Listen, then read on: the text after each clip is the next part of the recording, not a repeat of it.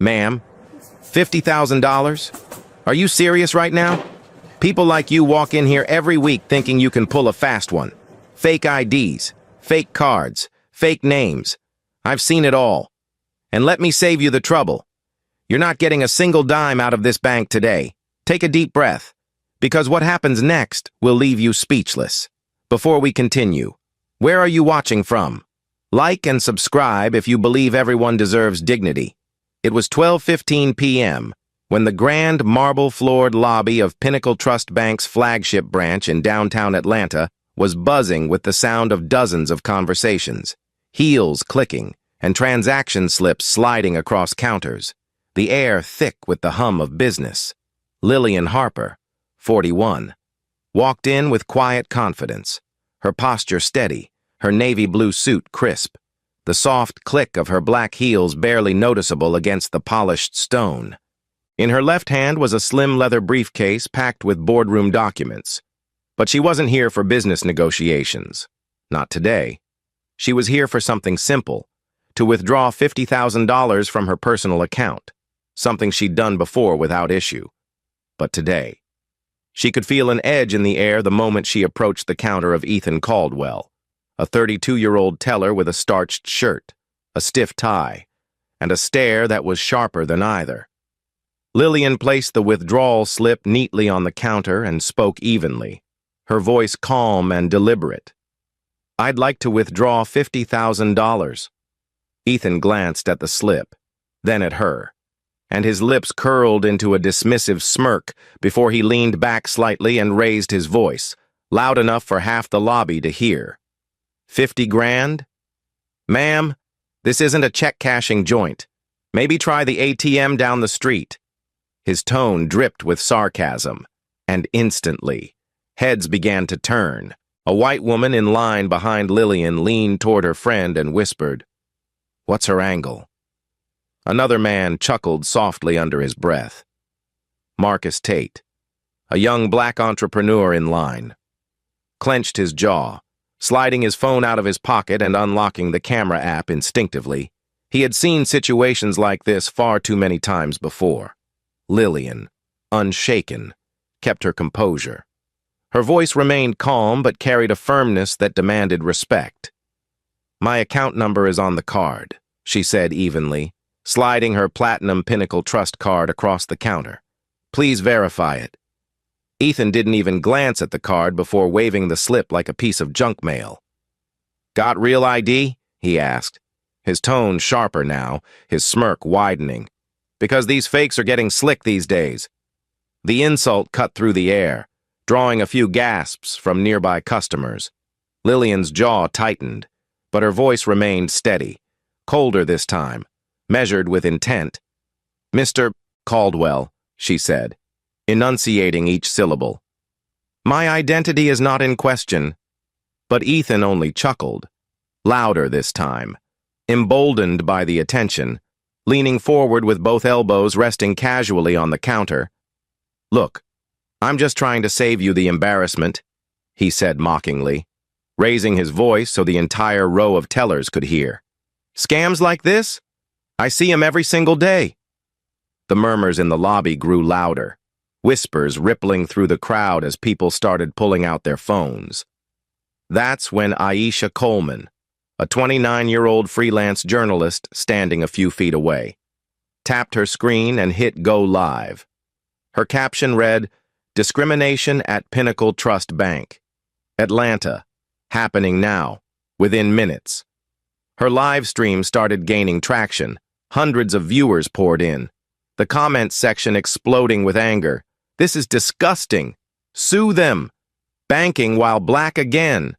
But Ethan wasn't backing down.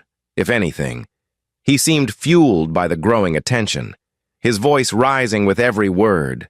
$50,000, he repeated, slowly, as if speaking to a child. "And you expect me to believe you just walk in here with no appointment, no proof, nothing to back it up? Do I look stupid to you?" Lillian didn't move, her expression unreadable, her breathing steady, her calmness cutting like a blade through Ethan's arrogance. "I have banked here for 8 years. she said softly but firmly. My accounts are here. My investments are here. And your job, Mr. Caldwell, is to process my request, not question my integrity. Ethan laughed under his breath, but the tremor in his voice betrayed him. The more he spoke, the deeper the crowd's attention locked onto every exchange. Across the room, Claire Donovan, the branch manager, stepped out of her glass office, her heels striking the marble as she approached, drawn by the commotion. Is there a problem? Ethan? She asked. Her tone clipped, but her eyes scanning the lobby nervously as she noticed at least 4 phones pointed in their direction. Ethan straightened slightly but didn't lose his swagger. Suspicious withdrawal, he said firmly, holding up the slip. $50,000, no proper verification, red flags everywhere. Claire frowned, glancing at Lillian briefly before nodding stiffly. Ma'am, she said coolly, for amounts this large, we'll need additional documentation, proof of income, employment verification, and a funds purpose statement before we can proceed. A murmur rippled through the lobby, louder this time, as Marcus Tate stepped forward slightly, his voice cutting into the tension. She has ID. She has a card. Process the transaction. Claire shot him a sharp look and snapped. Sir, don't interfere. Meanwhile, Aisha's live stream crossed over 1,000 viewers, the chat exploding in real time, hashtags beginning to trend, the outrage spilling far beyond the walls of the bank. Lillian took a slow breath, her voice calm but commanding. Check my account. Ms. Donovan, everything you need is already on file. Claire hesitated, glancing at Ethan, whose jaw tightened as if daring her to proceed. The silence stretched heavy for a moment before Ethan scoffed loudly, leaning back in his chair, clearly unwilling to back down. Look, he said, louder than before. This is Pinnacle Trust. We're not some corner pawn shop. We serve serious money here. Those words, delivered with deliberate venom, sent another wave of murmurs rippling through the crowd. Several customers shaking their heads, some muttering under their breath, others already whispering the word, discrimination. And yet, through all of it, Lillian Harper stood silent, her expression composed, her posture unwavering, her patience thinning by the second, because she knew something Ethan didn't, something that would change everything in the next few minutes. The air in the lobby thickened as whispers turned into a low rumble, every passing second pulling more eyes toward the standoff at teller window 3, where Lillian Harper stood, her posture calm, but her silence louder than Ethan Caldwell's arrogance. And just as she opened her mouth to respond, Claire Donovan, the 45-year-old branch manager, emerged from her glass office, her heels clicking sharply against the marble floor, her neatly tied hair and stiff navy blazer projecting authority, though the tension in her jaw betrayed the exhaustion of someone constantly balancing corporate politics and customer chaos. And she glanced briefly at Ethan before speaking in a clipped tone. Ethan, what's going on here? But Ethan didn't miss a beat, holding up the crumpled withdrawal slip like a badge of honor and saying loudly enough for the entire line to hear. Suspicious withdrawal. $50,000.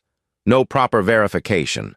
Possible fraud. And several customers gasped softly at the word fraud, while others immediately pulled out their phones to record, instinctively sensing something explosive unfolding before them. And Claire shifted her attention to Lillian, her tone polite but distant. Ma'am, for withdrawals of this size, we'll need employment verification, proof of income, and a funds purpose statement on file. And the words came out rehearsed, sterile and cold, the kind of corporate language meant to sound neutral, but delivered with an edge that cut deep, especially because Lillian knew this wasn't procedure. She had withdrawn larger amounts before without issue, and yet here she stood being interrogated in front of strangers, her identity questioned without reason, her integrity challenged publicly, and still she didn't flinch, keeping her voice measured as she said, I've banked here for 8 years. Ms. Donovan, everything you need is already on file. Check the account. But Claire hesitated, her eyes flickering toward Ethan, who folded his arms smugly as though daring her to override his decision. And the moment stretched taut like a wire ready to snap when Marcus Tate, the young black entrepreneur standing 3 people back, finally raised his voice, his frustration cutting through the lobby's hum. She has ID, she has the card, and you're wasting her time. Just process the withdrawal. And his words drew nods from a few onlookers while others looked away uncomfortably, unwilling to be involved. But Claire's gaze snapped sharply toward Marcus, her voice cool and firm. Sir, I need you to remain in line and not interfere. And though she turned back to Lillian quickly, the damage was done, because her rebuke landed like a slap in the room, fueling the growing unease in the crowd. And meanwhile, near the back of the lobby, Aisha Coleman's phone screen lit up brighter. Her Instagram live climbing past 1,000 viewers in under 5 minutes, the chat exploding in real time, messages flooding the screen. This is disgusting. Banking while black again? Sue them right now. And Aisha, a 29-year-old freelance journalist with a sharp instinct for moments like this, angled her phone higher to capture the tension unfolding, whispering softly to her audience. This is happening live. Pinnacle Trust Bank, downtown Atlanta. Watch closely. And the viewers responded instantly, dropping angry emojis, tagging civil rights advocates, demanding accountability, and even beginning to push the hashtag banking while black into early trending territory. But Ethan, instead of softening, puffed up further, his voice rising with each syllable as he said, Look, this is Pinnacle Trust, not some corner pawn shop. We don't just hand out 50 grand to anyone who walks in. You people need to understand that. And the phrase you people landed like a thunderclap, pulling sharp gasps from a cluster of customers near the front, while others muttered under their breath, shaking their heads, some recording, some whispering accusations of racism outright, and yet Lillian remained silent, her stillness commanding more presence than Ethan's volume ever could, her measured breathing betraying neither anger nor fear, only patience, as though she knew something the rest of the room didn't.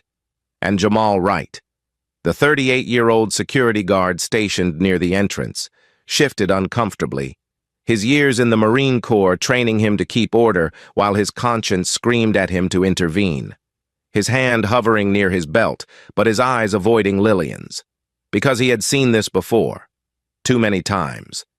And he knew the risk of stepping into a situation like this, especially when his paycheck and his kids' tuition depended on staying in line. And yet guilt gnawed at him as Ethan continued, waving the slip dramatically. $50,000 in cash, no prior notice, no proper verification, no reason stated. And somehow we're supposed to just trust her? And before Lillian could respond, Claire spoke again, this time louder, trying to project control as the weight of dozens of stares settled on her shoulders. Ms. Harper, these procedures exist for everyone's safety. I hope you understand. But Lillian met her gaze directly, her tone smooth but unwavering. I understand procedures, Ms. Donovan. I also understand discrimination when I see it. And the words hung heavy, slicing through the air like glass, freezing the room in a moment of raw clarity.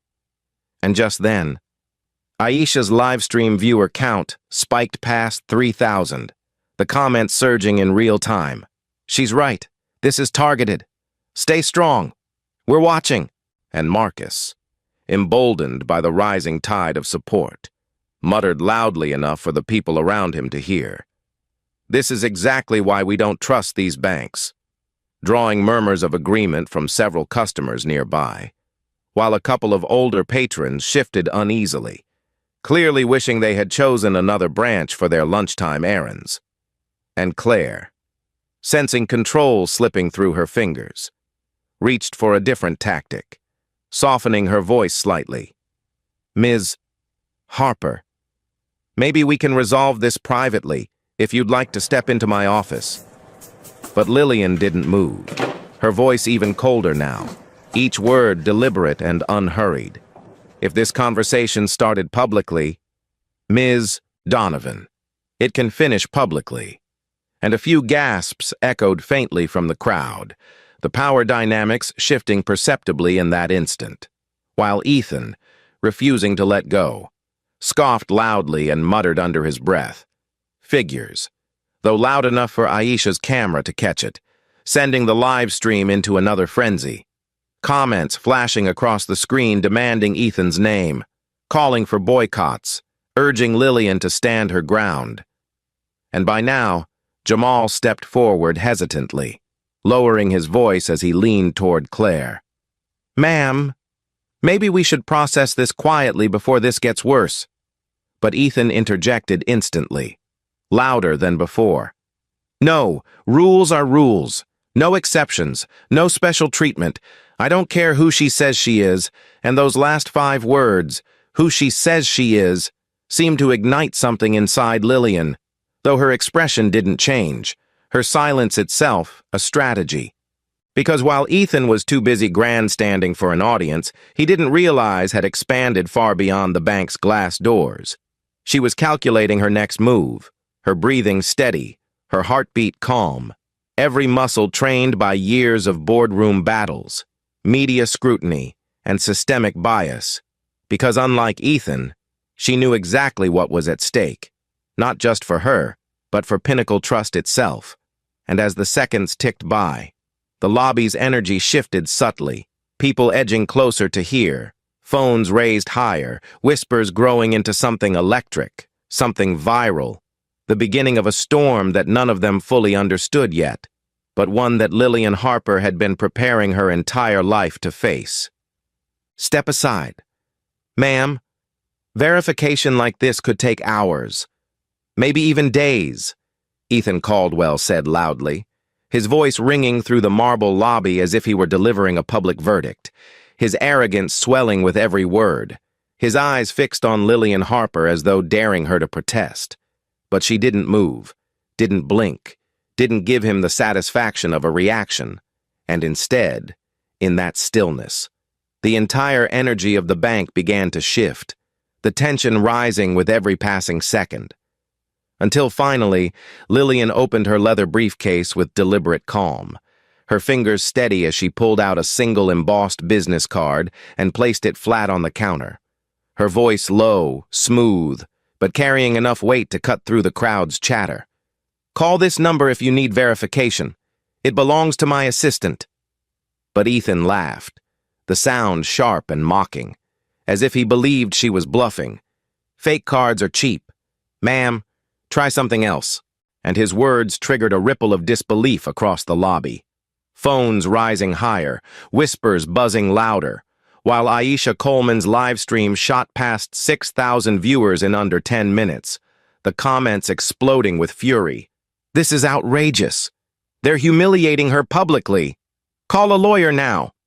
And as the digital storm raged outside those glass walls, the situation inside grew heavier when a tall figure entered from the hallway behind the counters. His charcoal gray suit perfectly pressed, his expression tight with urgency.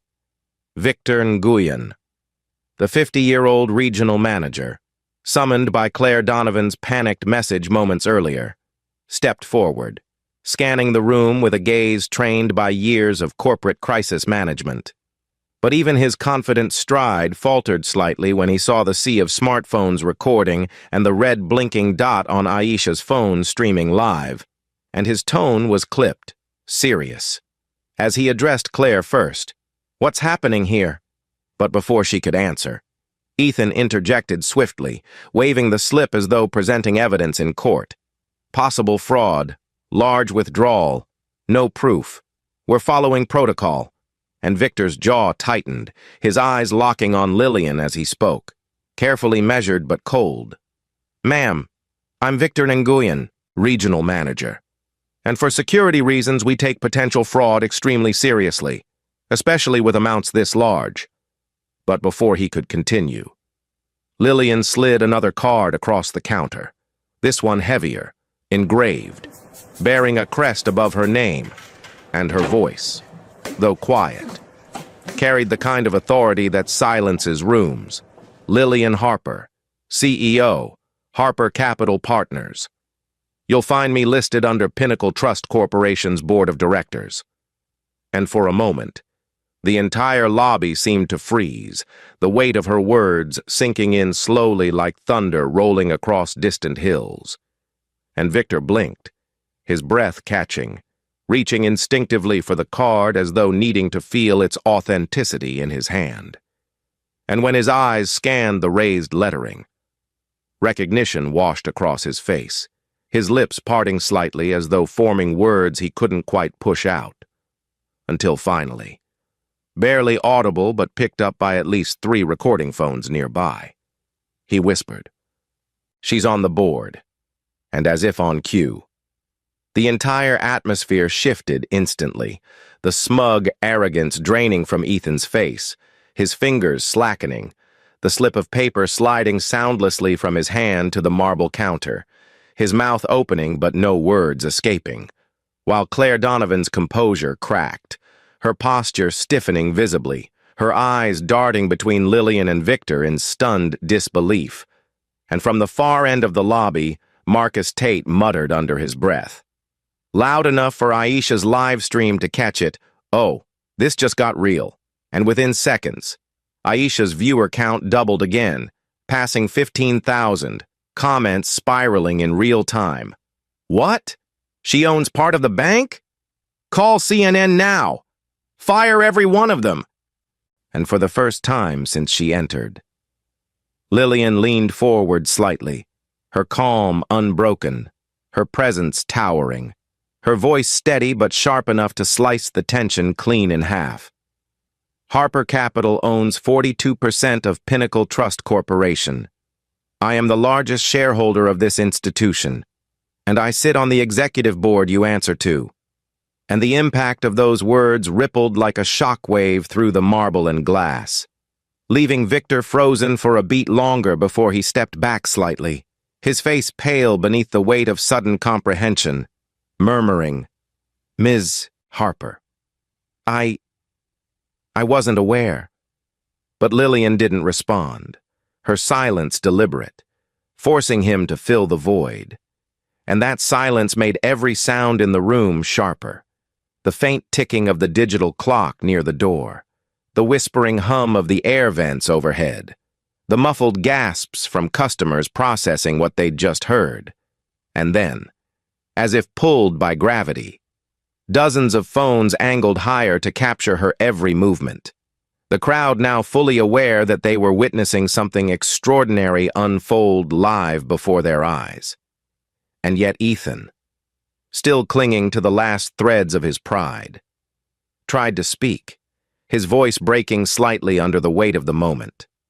I didn't know," he stammered. But Lillian turned her gaze toward him slowly, her expression neutral, her words precise, every syllable measured.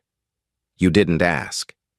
And the simplicity of it shattered what was left of his false authority, the quiet power behind her voice stripping the air from his lungs while, behind him, Claire's lips trembled as she finally spoke, her voice cracking just slightly. "Ms. Harper, I apologize for any misunderstanding." But Lillian didn't acknowledge her either, turning her attention instead to Victor, who now looked cornered, shifting under the weight of hundreds of unseen eyes watching through the live stream, his corporate instincts screaming at him to salvage control. But before he could speak, Aisha's phone pinged with a flood of new comments, the chat exploding as national journalists, civil rights advocates, and high-profile influencers began tuning in, screenshots already circulating across Twitter, TikTok, and Instagram, hashtags Pinnacle Discrimination and hashtag Banking While Black trending in real time, thousands of people demanding answers. And Victor finally inhaled sharply, stepping closer, lowering his voice but keeping it just loud enough to be recorded. "Miss Harper, Let's take this into the boardroom. But Lillian's gaze remained unshaken, her tone like ice over steel. If you chose to humiliate me publicly, Mr. Nguyen, we will resolve this publicly. And the collective gasp that followed filled the lobby with a wave of heat and electricity. The balance of power now fully reversed, the crowd sensing it, whispering frantically as Ethan took a small step back instinctively, his hands dropping uselessly to his sides, while Claire Donovan, visibly pale, tried to straighten her blazer as though hiding the tremor in her hands, and somewhere near the back of the line, Marcus whispered softly, "This is history," his voice trembling with a strange mix of awe and vindication.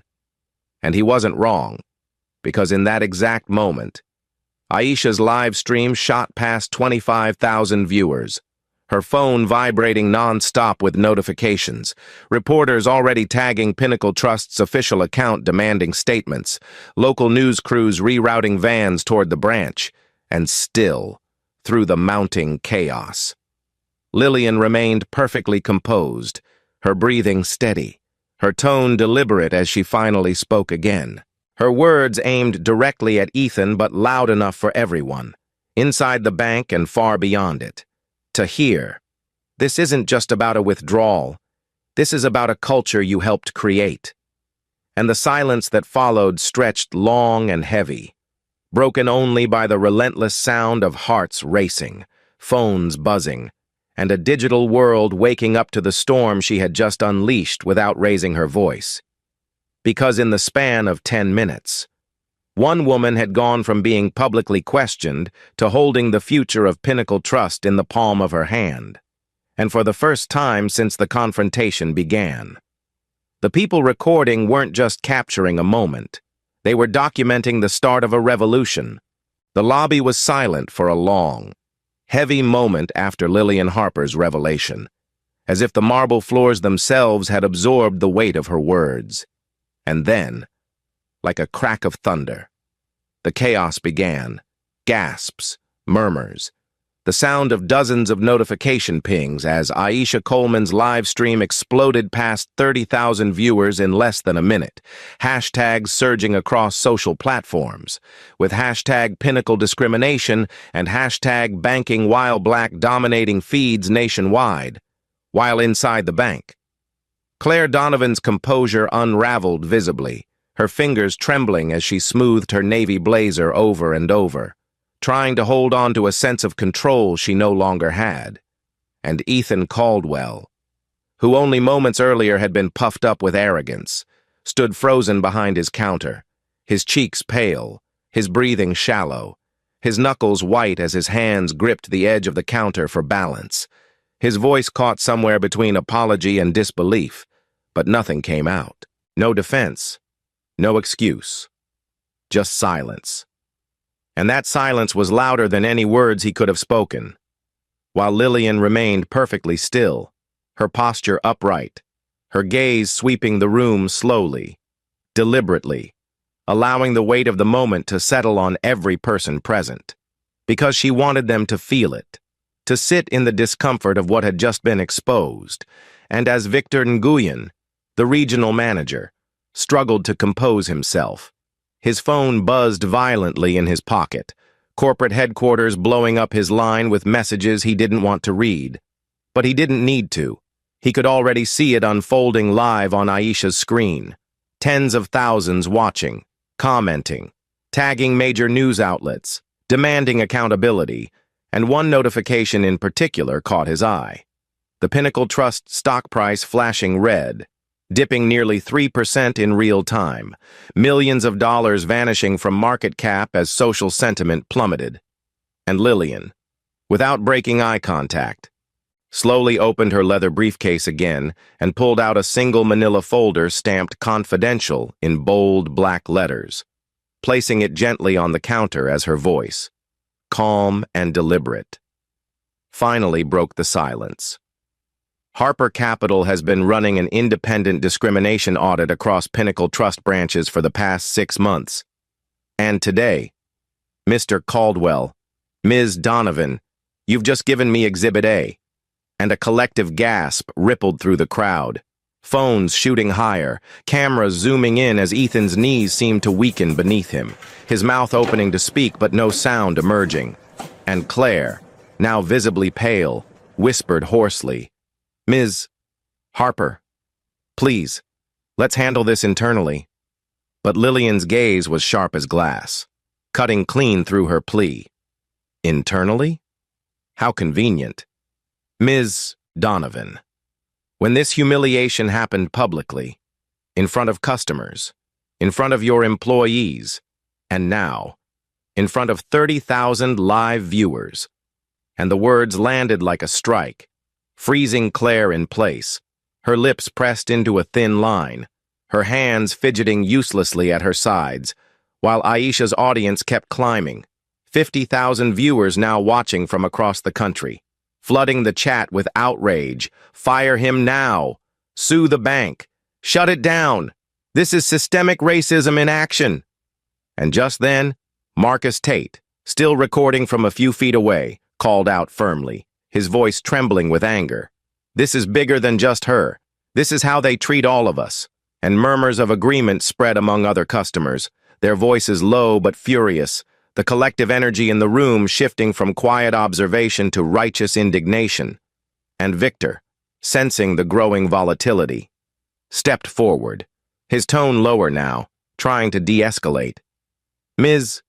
Harper, I assure you this incident will be addressed swiftly. We take these matters seriously." But Lillian raised one hand slightly, stopping him mid-sentence, her voice smooth, controlled, but filled with unshakable authority. "You'll take them seriously because I'm giving you no choice." And at that exact moment, Aisha's live stream crossed 70,000 viewers, the comments scrolling too fast to read, news anchors, activists, and high-profile financial analysts joining the feed, while behind the scenes, corporate leaders scrambled frantically on calls, desperate to contain the firestorm building in real time, and then, as if timed by fate, Senator Raphael Warnock tweeted from his verified account, tagging Pinnacle Trust directly, disturbing reports coming from Atlanta. "We are monitoring this situation closely." And the crowd gasped audibly when Marcus read the tweet out loud, phones buzzing across the lobby with alerts. And Victor's face drained completely, realizing this was no longer just a customer service incident. It was a federal-level crisis unfolding live. And Lillian, sensing her leverage growing by the second, slid the manila folder closer across the counter, tapping it lightly with her manicured finger as she spoke clearly for the entire lobby to hear. "This audit contains over 68 documented incidents of racial bias at Pinnacle Trust branches in the past 9 months alone, 83% of which involved customers of color. And if this institution doesn't act, I'll make sure every regulator from the Federal Reserve to the FDIC does." And a stunned silence followed, broken only by the faint, incredulous laugh that escaped from Aisha as she turned her phone toward the folder, whispering to her growing audience. She came prepared, and Victor's composure cracked, his voice faltering slightly as he whispered, "Ms. Harper, please, I understand how this looks." But Lillian cut him off immediately, her tone sharper now, her words crisp and cold. "This isn't about optics, Mr. Nguyen. This is about accountability." And at that, Jamal Wright, the 38-year-old security guard who had been silent until now, finally stepped forward, his posture stiff, but his voice steady. "Ms. Harper, for what it's worth, I'm sorry. I should have stepped in sooner." And Lillian turned to him briefly, nodding once, her expression softening just enough to acknowledge his integrity, before returning her attention back to Ethan, who stood pale, shoulders hunched, unable to meet her gaze, his arrogance shattered completely, his lips trembling as though words might come. But Lillian didn't give him the chance, leaning slightly forward, her voice quiet but commanding. "Mr. Caldwell, what you did today has consequences. For you, for this branch, and for the entire institution you represent. and the cameras captured every syllable, the crowd hanging on her words. While Aisha's live stream soared past 90,000 viewers, journalists from CNN, MSNBC, and Bloomberg joining the feed. Screenshots plastered across headlines mid-broadcast. And just then, Victor's phone buzzed again, the notification flashing red. Pinnacle Trust stock now down 2%, wiping out nearly $480 million in market value in under an hour. And when he looked up from his screen, his face said everything before his lips could move, because he knew this was no longer just about one branch or one employee. It was a crisis threatening the entire bank's reputation, its shareholders, and its future. And yet through all of it, Lillian Harper stood perfectly still, her calm composure commanding the space, her presence eclipsing the chaos spiraling around her. Because she wasn't just reacting to the moment, she was controlling it, shaping it, wielding it like a blade honed over years of surviving in rooms designed to break her. And as Aisha's live stream cracked 100,000 live viewers and news helicopters began circling overhead, the lobby filled with a charged, electric silence. Every person aware they were witnessing the kind of moment people talk about for years. The kind of moment that doesn't just make headlines but rewrites policies, careers, and entire systems. And deep down, everyone present knew one thing with absolute certainty.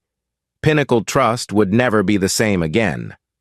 The digital clock above the teller stations blinked 1:20 p.m., its soft hum lost beneath the roar of whispers, the pinging of phones, and the constant rise of Aisha Coleman's live stream, which had now surged past 150,000 viewers, the comments scrolling so fast they blurred into a wall of outrage and support.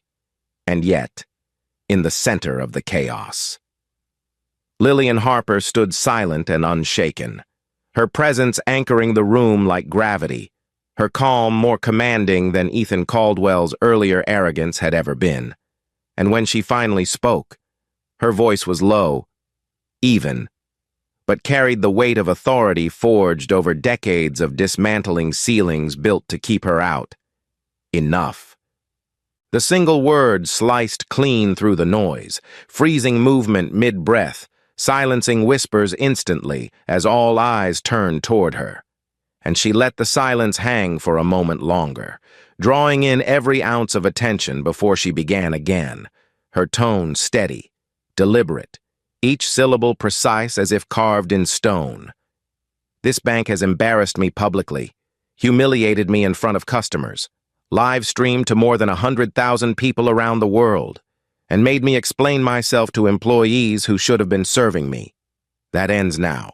Ethan's chest rose and fell unevenly, his Adam's apple bobbing with each shallow swallow, his hands fidgeting uselessly on the counter while Claire Donovan, her hands clasped tight at her waist, stared down at the marble floor as though hoping it might swallow her whole.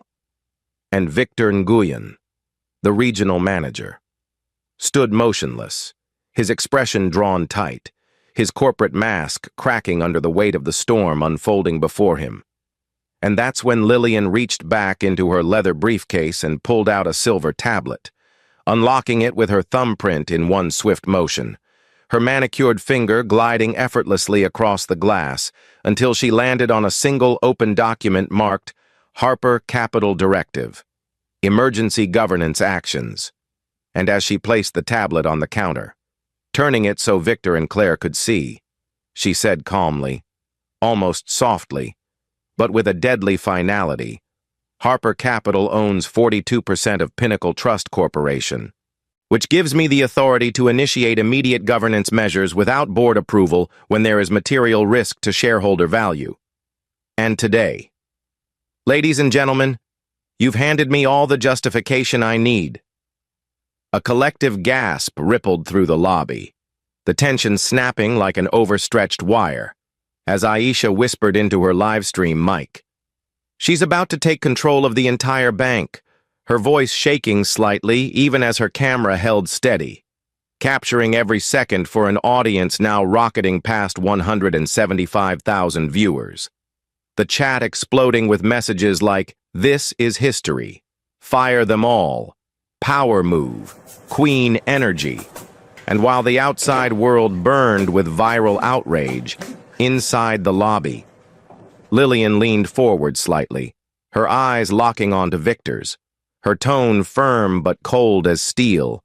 "Here are my demands. First, Ethan Caldwell is terminated immediately for willful misconduct and violation of federal consumer protection laws. And I want a formal notice of termination in writing delivered to my office within 24 hours. Ethan inhaled sharply, his trembling fingers gripping the edge of the counter, his lips parting to speak, but no sound came out, his voice swallowed by shame, while Marcus Tate, still recording near the back of the line, muttered loud enough for Aisha's camera to catch it. Good riddance, sparking a flood of cheering emojis and clapping hands in the livestream chat. Lillian continued, her gaze shifting to Claire Donovan, her voice neither raised nor rushed, yet each word struck with the weight of a gavel. Second, Ms. Donovan, you are suspended effective immediately pending a full investigation into your role in enabling discriminatory practices in this branch. And if the investigation confirms what I already suspect, you will be terminated with cause. Claire's throat worked silently, her eyes glistening faintly as she nodded almost imperceptibly, her voice trapped somewhere between denial and defeat. And before she could speak, Lillian had already turned to Victor Nguyen, the regional manager who had spent the last 10 minutes rooted in place like a man staring into the abyss, his phone buzzing relentlessly in his pocket, corporate messages piling up faster than he could process. And yet, when Lillian addressed him, her tone shifted slightly, colder now, more surgical. "And you, Mr. Nguyen, your failure to intervene, your failure to enforce compliance standards, and your repeated history of dismissing internal complaints make you personally liable for today's disaster. So here is your choice.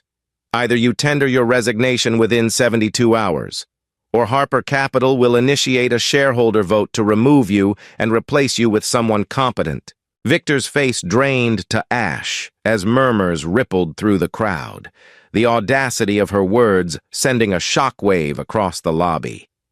And before he could respond, Lillian straightened her posture, turning slightly toward the live stream cameras as she addressed not just the employees before her, but the hundreds of thousands now watching in real time.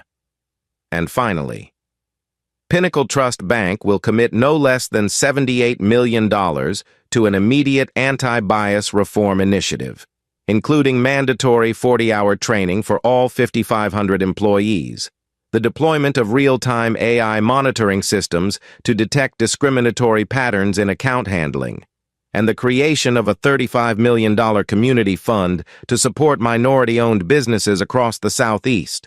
The crowd gasped again, some covering their mouths, others nodding vigorously in support, while Aisha nearly dropped her phone in disbelief, whispering breathlessly, "78 million. She's restructuring the entire bank live on camera, and her viewers, now past 200,000, flooded the chat with support, turning the comments section into a wall of raised fists and fire emojis, calling Lillian a hero, a revolutionary, a force of nature. Across the room, Jamal Wright, the 38-year-old security guard who had wrestled silently with guilt for the better part of an hour, finally stepped forward, clearing his throat softly before speaking, his voice low but steady. "Ms. Harper, I just want to say thank you." And Lillian turned her head slightly, her gaze softening for the first time as she nodded once in quiet acknowledgement, her expression unchanging, but her eyes carrying a glimmer of understanding. And in that moment, the quiet exchange between them spoke louder than any grand statement could. Then, just as Victor opened his mouth to stammer out a protest, Lillian's tablet pinged softly, a notification flashing in bold red text. Pinnacle Trust stock down 6.2%, a nearly $500 million hit to shareholder value in less than an hour. And she tapped the screen once before turning it toward Victor, her voice sharp and icy. "You think corporate will back you now?" The look on Victor's face said everything. He lowered his gaze, silent, defeated, already calculating the draft of his resignation letter.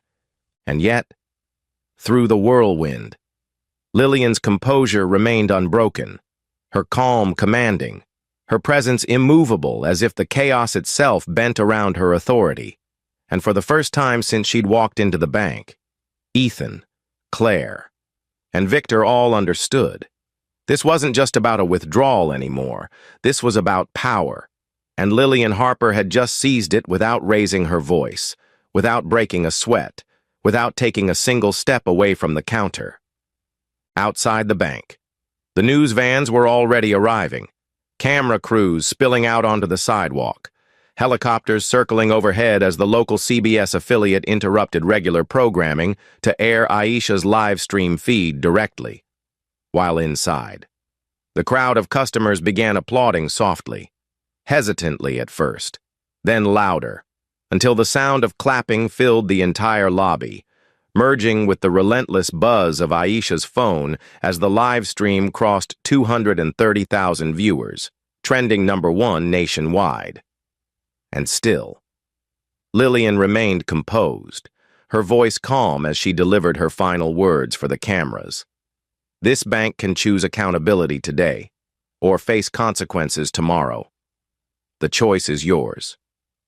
The following morning, as the sun spilled soft light over downtown Atlanta, the Pinnacle Trust Bank headquarters buzzed like a hive under siege, every corridor echoing with hurried footsteps, urgent whispers, and the relentless chiming of incoming calls. And inside the 24th floor executive boardroom, where walls of glass framed the city skyline, the atmosphere was electric, tense, and unyielding as 20 board members sat in silence, their faces pale, their shoulders tight, all eyes fixed on the head of the long mahogany table where Lillian Harper sat, poised and commanding, her navy blazer flawless, her tablet open before her displaying real-time analytics, live stream metrics, and the mountain of data her team at Harper Capital had collected. And she knew the stakes, not just for her, but for Pinnacle Trust itself, because in less than 24 hours, the bank had suffered a 6.2% drop in stock value, wiping nearly $500 million off its market cap. And now investors, regulators, and the entire financial industry were watching every move they made, waiting to see whether Pinnacle would fight change or submit to it. Olivia Reynolds, the 55-year-old president of Pinnacle Trust Bank, sat to Lillian's right, her usual composure replaced by a faint tremor in her hands as she scanned the agenda, her voice low when she finally broke the silence. "Ms. Harper, the board has reviewed your directive, and before we proceed, I want to confirm something. Are you prepared to assume personal oversight of this $78 million reform initiative?"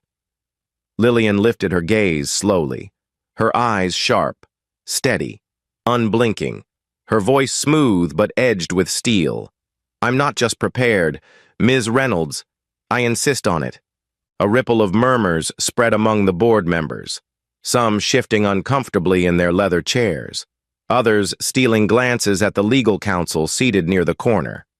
But Lillian didn't flinch, her words carrying the weight of inevitability as she continued. "The Equal Credit Opportunity Act makes what happened yesterday not just unethical, but illegal. Fines per violation can reach $800,000, and based on our audit, Pinnacle is exposed to nearly $50 million in potential liability before we even factor in reputational damage, regulatory scrutiny, or shareholder backlash. This reform package isn't a suggestion, it's survival." Her words landed like thunder, silencing the room instantly.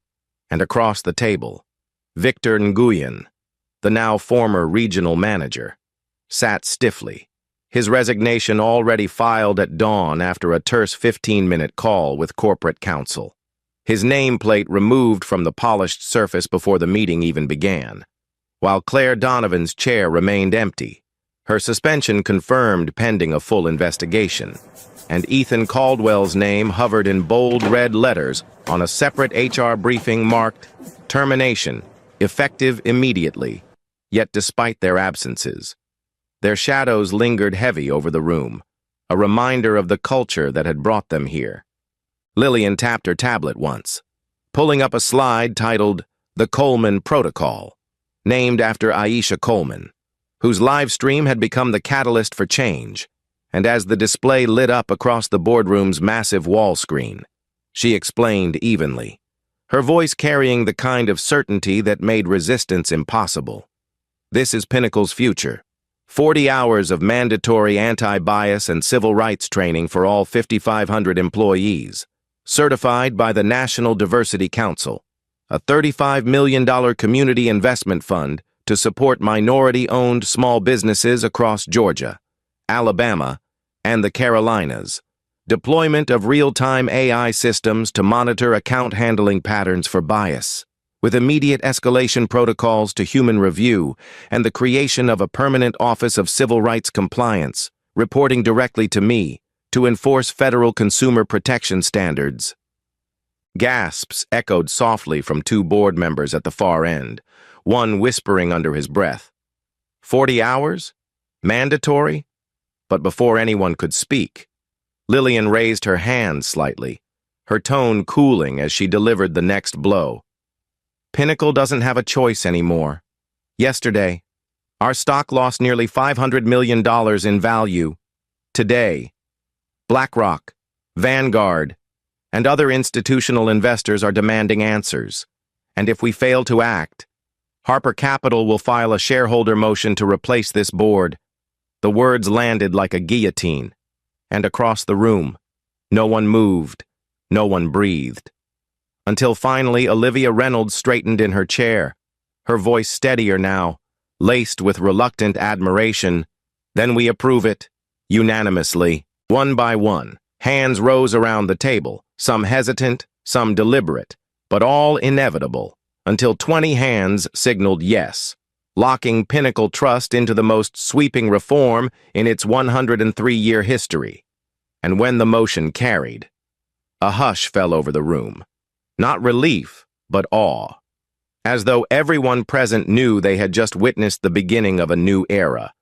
And outside the glass walls, news helicopters buzzed over the city, reporters crowding the sidewalks below the headquarters as live broadcasts updated viewers minute by minute. Aisha Coleman's livestream replay, trending #1 nationwide with over 4 million views and counting, and her pinned comment flashing across the screen like a rallying cry. This isn't just about Lillian Harper. This is about all of us. In the days that followed, the transformation unfolded at lightning speed. Ethan Caldwell's termination was finalized and made public, his name trending briefly as a cautionary tale. Claire Donovan submitted her resignation after internal emails surfaced, confirming her complicity in discriminatory practices. And Victor Nguyen's departure triggered a cascade of leadership restructuring across 5 regions. While Jamal Wright, the 38-year-old security guard who had stood silently at the edge of chaos that day, received an unexpected call from Olivia Reynolds herself, offering him the role of Director of Customer Compliance and Protection, a newly created position with direct authority to enforce the Coleman Protocol at every branch. And when Jamal accepted, his quiet humility struck a chord nationwide. His story featured in USA Today under the headline, "From Guard to Guardian, Marine Veteran to Lead Bank Reform." Meanwhile, Aisha Coleman herself received an offer to become Pinnacle Trust's Director of Communications, an opportunity she accepted only after Lillian promised she would have full autonomy to shape the bank's public narrative, transparency policies, and diversity campaigns, and within weeks, Aisha transformed Pinnacle's image, turning a viral scandal into a global case study on systemic reform. Investors responded almost instantly. Within 30 days, Pinnacle's stock rebounded 12%, surpassing pre-crisis levels, while major financial outlets from Bloomberg to the Wall Street Journal praised the reforms as historic. And regulators at the FDIC and Federal Reserve quietly closed their initial inquiries, noting the unprecedented speed of the changes. But for Lillian Harper, the numbers weren't enough. This was personal. This was about more than quarterly earnings or shareholder value. This was about rewriting the rules of an industry that had marginalized people who looked like her for generations. And she moved through each day with quiet determination, balancing 10-hour board meetings with late-night calls to civil rights leaders and community organizers, ensuring that the Coleman Protocol would become not just a Pinnacle Trust policy, but an industry standard. And as she stood on the 24th floor one evening, staring out over the Atlanta skyline as the sun dipped low and the city lights flickered awake, she allowed herself one long, measured breath, knowing the war wasn't won yet, but realizing, for the first time, that the tide had turned, and far below. On the street outside Pinnacle Trust headquarters, a group of protesters held up signs reading, "Dignity is non-negotiable," their chants rising like a promise into the night sky, echoing through the city as if the walls themselves were listening. And Lillian, hands resting lightly on the railing, whispered softly to herself words no one else could hear. This is just the beginning. 9 months later, the world no longer spoke about Pinnacle Trust Bank in whispers of scandal, but in headlines of transformation. And at the 2024 Global Financial Equity Summit in Washington, D.C., the glass-walled auditorium pulsed with anticipation as 2,000 delegates from 60 countries filled the seats. Executives in tailored suits, regulators in navy blazers, activists with notebooks open, all waiting to hear the woman whose name had become synonymous with corporate accountability. And as the lights dimmed, cameras panned to the stage where Lillian Harper stood at the podium, her navy sheath dress simple, elegant, her natural curls swept into a low bun, her presence commanding in a way that transcended words. And when she looked up from her notes, the room hushed instantly, her voice calm, even, yet resonant enough to carry into every corner. 9 months ago, I walked into a bank I partly owned, and I was treated like a stranger, a suspect, and a problem to be managed. But dignity is not negotiable.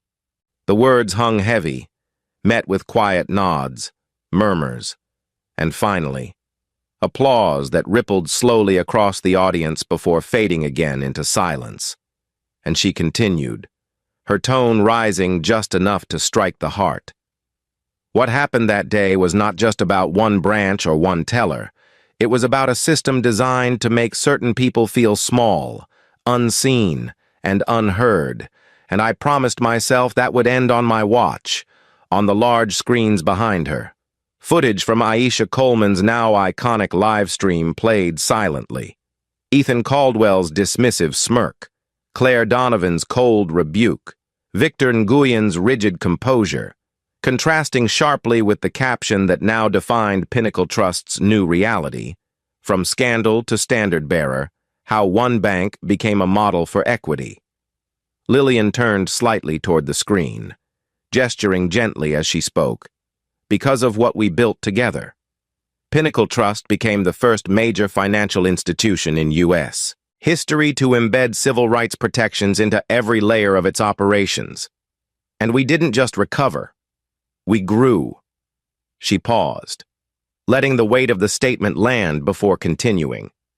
Since adopting the Coleman Protocol, discriminatory complaints have dropped 60%. Minority-owned business lending has risen 43%, and our $35 million community fund has supported over 1,500 entrepreneurs who were once denied access to capital. That's not charity, that's justice. Applause erupted, louder this time, rolling like a wave through the auditorium, and as the clapping subsided, she leaned slightly forward, her tone softening, almost intimate despite the thousands listening. But this isn't just about Pinnacle.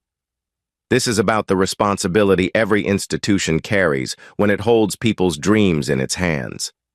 And make no mistake, your customers are watching. Your regulators are watching. And the world is watching. Do better, or you will be replaced by those who will. Cameras clicked furiously. Live captions blazing across financial news networks worldwide. #Dignity is non-negotiable trending within minutes. And in the front row, Olivia Reynolds, now Pinnacle's Chief Diversity Officer, exchanged a proud glance with Jamal Wright, the former security guard turned Director of Customer Compliance, whose reforms had become the benchmark for frontline banking practices nationwide. While to their left, Aisha Coleman, dressed in a sleek black pantsuit, sat scribbling notes for her keynote address later that afternoon. Her documentary Justice on Live having premiered at Sundance just 2 months earlier. Earning standing ovations and cementing her place as one of the most influential voices in modern civil rights advocacy, Lillian paused again, her gaze sweeping the sea of faces before her. And then, without looking down at her notes, she spoke from memory, her voice steady, layered with conviction. One live stream rewrote history because one person decided enough was enough. But you don't have to own 42% of a bank to demand change. You need only to refuse silence. For a moment. The room went utterly still. A silence so complete that the distant hum of the ventilation system could be heard. Until finally, someone began to clap, then another, until the entire auditorium rose to its feet in a standing ovation that lasted nearly a full minute. The kind of applause not given out of politeness but out of respect, gratitude, and recognition of a moment larger than any single person. When the applause softened, Lillian stepped back slightly, her voice lowering but her words striking like a final chord. Make discrimination costly, and systems will change. Share your stories. Speak your truth, and never, ever, let anyone decide your worth. As she left the stage, the cameras followed her down the aisle, reporters shouting questions, microphones thrust forward. But Lillian didn't pause, didn't answer, simply smiled faintly, her composure unbroken, her silence now a choice instead of a shield. And outside the venue, the streets were lined with banners carrying the summit's new motto, dignity, equity, accountability, words inspired directly by hers, while investors, activists, and regulators began drafting the first joint framework to make the Coleman Protocol a nationwide industry standard, ensuring that what began as a viral confrontation in an Atlanta bank would reshape policies across thousands of institutions nationwide.